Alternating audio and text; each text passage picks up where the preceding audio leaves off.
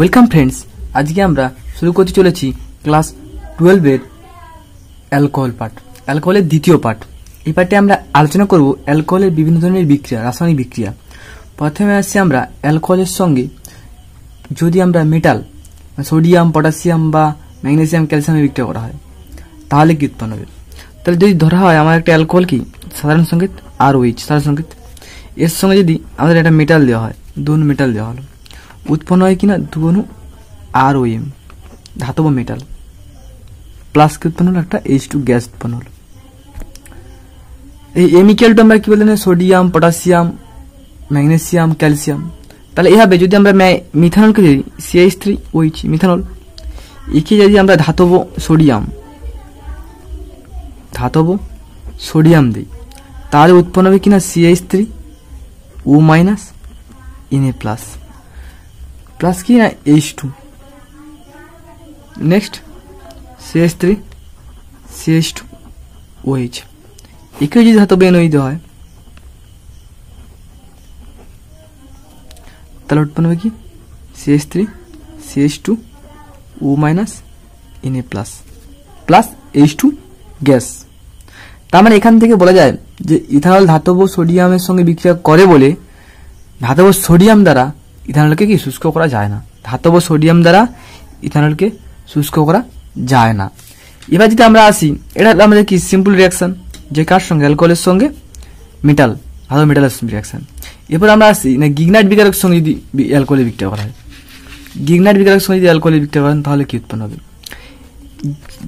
ROH general formula, আর গিগনাইট বিকারে কি RMgX, বিক্রিয়া করে উৎপন্ন হয় অ্যালকেন উৎপন্ন হয় RH প্লাস MgOH।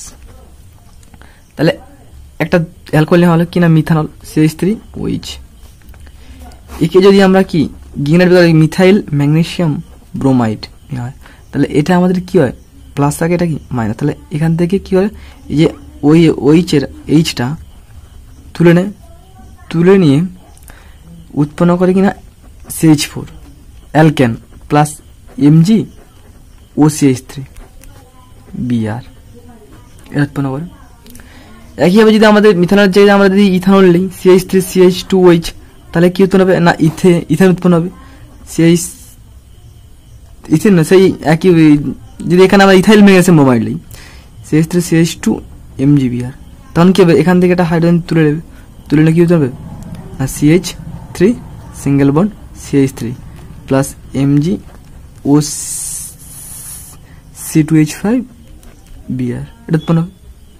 যদি এখানে শুধুমাত্র মিথাইল ম্যাগনেসিয়াম ব্রোমাইড ব্যবহার হতো তখন এখানে হাইড্রোজেন তুললে এখানেও সেই কি উৎপন্ন হতো, মিথাইল উৎপন্ন হতো। এবার যদি আমরা আসি অ্যালকোহলের অ্যাসিডাইলেশন, বিকারক কিসে ব্যবহার করা হয়, বিকারে অ্যালকাইলের অ্যাসিটাইলেশন কি অ্যাসিটাইল ক্লোরাইড। তাহলে CH3OH এটা কি একটা alcohol methanol plus acetyl chloride CH3COCl, এটা একটা অ্যাসিটাইল ক্লোরাইড। এখান থেকে কি হয়, এখান থেকে এই সেলটা বেরিয়ে যায়, এই সেল গ্যাসটা কি হয় বেরিয়ে গিয়ে উৎপন্ন হয় কি না এস্টার উৎপন্ন করে CH3 single bond CO double bond O single bond OCH3, এটা কি এস্টার উৎপন্ন করে, প্লাস এই সেল কি বেরিয়ে যাচ্ছে।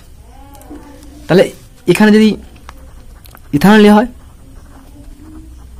সেই একইভাবে কি হবে না এই সেলটা বেরিয়ে যাবে, বেরিয়ে গিয়ে উৎপন্ন হবে কি না CH3 single bond CH2 single bond CO, এই সিঙ্গেল বন্ড CO আর কি এটা একটা মাত্র কি থাকে OCH3 এদিকে থাকে, তার মানে এটা কি CH3CO single bond O C2H5 plus এই সেল উৎপন্ন করে।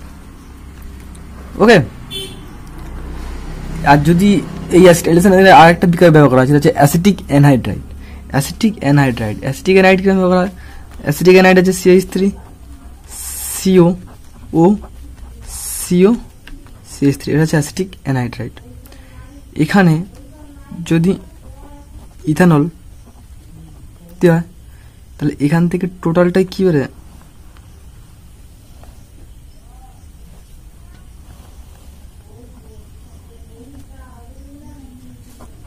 তাহলে কি উৎপন্ন হয় না CH3 single bond C double bond O C2H5। এদিকেও কি হবে স্টার উৎপন্ন হবে, এদিকেও স্টার উৎপন্ন হবে প্লাস কি একটা এখান থেকে কি বেরিয়ে যাচ্ছে CH3 COOH অ্যাসিটিক অ্যাসিড উৎপন্ন হচ্ছে। এরপর আমরা আসবো স্টারিফিকেশন। স্টারিফিকেশনের বিকার হচ্ছে কনসেন্ট্রেশন H2 উপর আর অ্যাসিড ব্যবহার। স্টারিফিকেশনে কি জেনারেল আর সিঙ্গেল বন্ড OH, এটা কি এটা অ্যাসিড, অ্যাসিডের সঙ্গে যদি অ্যালকোহল বিক্রিয়া হয় তাহলে উৎপন্ন হয় কি এস্টার উৎপন্ন হয় কনসেন্ট্রেশন H2SO কনসেন্ট্রেশন H2SO। তাহলে উৎপন্ন হলে কি উৎপন্ন হয় না R single bond C double bond O single bond O R dash plus H2। তার মানে এখানে যদি আমাদের কি নেওয়া হয় CH3 CO ও এটা কি অ্যাসিটিক অ্যাসিড, এই অ্যাসিডিক অ্যাসিডের সঙ্গে যদি মিথানল বা ইথানল যদি বিক্রিয়া করে C2H5 কনসেন্ট্রেটেড H2SO উপর দেওয়ালে কি উৎপন্ন হবে না CH3 single bond C double bond O C2H5, এটা কি স্টার প্লাস জল উৎপন্ন করবে। এরপর যদি জারণ করা হয়, যদি জারণ দুই প্রকার আছে, আছে মৃদু জারণ আর তীব্র জারণ। যদি মৃদু জারণ যেমন কিউপ্রিক অক্সাইড মিথানলকে CH3OH প্লাস কিউপ্রিক অক্সাইড, এটা কি মৃদু জারণ, একে জারণ করলে উৎপন্ন হবে কিনা aldehyde plus CU plus H2। তার মানে এখানে HCH2OH, এই CH2OH-টা কি রূপান্তরিত হচ্ছে অ্যালডিহাইড রূপান্তরিত হচ্ছে। মৃদু জারণের ক্ষেত্রে যদি CH3OH মিথানল প্লাস যদি O2 সিলভার আর 400 ডিগ্রি সেলসিয়াস তাপমাত্রা নেওয়া হয়, এক্ষেত্রেও মৃদু জারণ হয়, যেখানে হচ্ছে HCHO কি উৎপন্ন হলো ফর্মালডিহাইড প্লাস জল। আর তীব্র জারণ যেমন K2 বিকার কি হয় পটাশিয়াম ডাইক্রোমেট বা potassium permanganate, potassium dichromate K2CR2O7 আর কনসেন্ট্রেটেড H2 উপর দিলে তীব্র জারণ হয়। সেক্ষেত্রে কি হয় না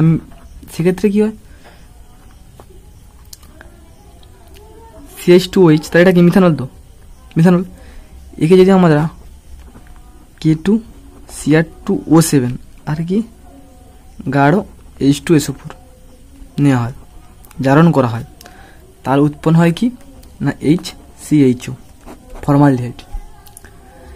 একে যদি আবার জারণ করা হয়, তার উৎপন্ন হয় কি হবে না ফর্মিক অ্যাসিড। এটা তীব্র জারণ পদার্থ, একবার দিলে এটা দিলে কি এখান থেকে ডাইরেক্ট এটাও করা যাবে ফর্মিক অ্যাসিড, এটা তীব্র। তার মানে 1 ডিগ্রি অ্যালকোহলকে যদি আমরা 1 ডিগ্রি অ্যালকোহলকে জারণ করি তাহলে পাওয়া যায় কিনা অ্যালডিহাইড, তারপর জারণ করলে কি পাওয়া যায় না অ্যাসিড। কিন্তু যদি 2 ডিগ্রি অ্যালকোহলকে জারণ করা হয় তাহলে কি পাওয়া যায় ডাইরেক্ট পাওয়া যায় কিনা অ্যাসিড। 2 ডিগ্রি অ্যালকোহলকে জারণ করলে ডাইরেক্ট পাওয়া যায় কি না অ্যাসিড পাওয়া যায়। যেমন দেখাচ্ছি 2 ডিগ্রি অ্যালকোহল কি CH3 CHOH CH3, এটা কি আইসোপ্রোপাইল অ্যালকোহল, 2 ডিগ্রি অ্যালকোহল, একে যদি ডাইরেক্ট K2CR2O7 আর কনসেন্ট্রেটেড H2SO উপর দিয়ে জারণ করা হয় তাহলে কি হবে না এই যে OH-টা C হয়ে যাবে, এটা কি উৎপন্ন হলো কিটোন উৎপন্ন হলো। একে যদি আবার K2CR2O7 আর গাঢ় H2SO উপর দেওয়া হয় তাহলে উৎপন্ন হয় কিনা CH3COOH acetic acid plus CO2 gas plus water, এভাবে উৎপন্ন হয়। এবার ডিহাইড্রোজেনেশন মানে ডিহাইড্রোজেনেশন কি না 1 ডিগ্রি অ্যালকোহলকে যদি ডিহাইড্রেশন করা হয়, ডিহাইড্রোজেনেশন মানে উত্তপ্ত 300 ডিগ্রি তাপমাত্রায় ধাতব কপার অথবা সিলভার তাজেলের উপর দিয়ে যদি অ্যালকোহলকে বাষ্প চালনা করা হয়, ডিহাইড্রেশন বিক্রিয়ায় 1 ডিগ্রি অ্যালকোহল থেকে অ্যালডিহাইড এবং 2 ডিগ্রি অ্যালকোহল থেকে কিটোন এবং 3 ডিগ্রি অ্যালকোহল থেকে কিটোন পাওয়া যায়। তার মানে 1 ডিগ্রি অ্যালকোহল কি CH3OH 1 ডিগ্রি অ্যালকোহল, একে যদি কপার বা সিলভার চূর্ণ আর কি 300 ডিগ্রি সেলসিয়াস তাপমাত্রা তার উৎপন্ন হয় কিনা HCHO ফর্মালডিহাইড, তার মানে উৎপন্ন হবে কিনা অ্যালডিহাইড উৎপন্ন হবে।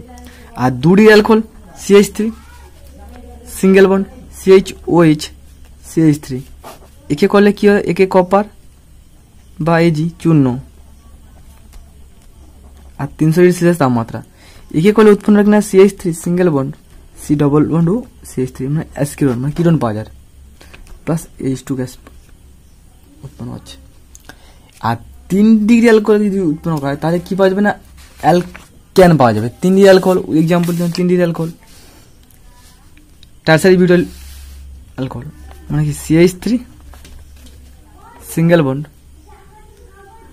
C single bond CH3 single bond CH3 OH, এটা 3 ডিগ্রি অ্যালকোহল।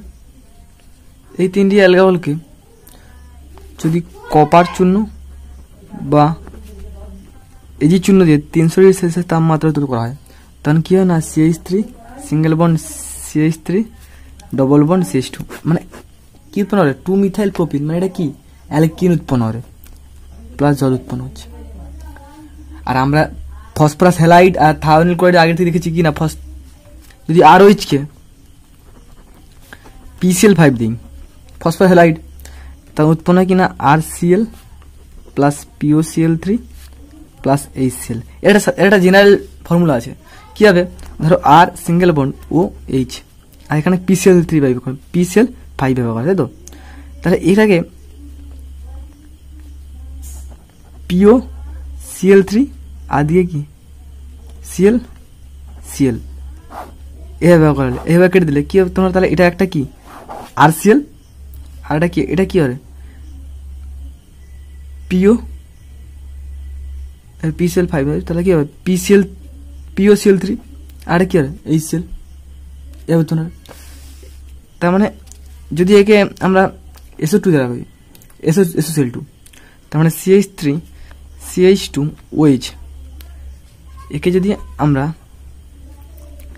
SOCl2 দিয়ে করি তাহলে কি উৎপন্ন হবে না, উৎপন্ন হবে কি না CH3 single bond CH2 single bond Cl plus SO2 plus HCl।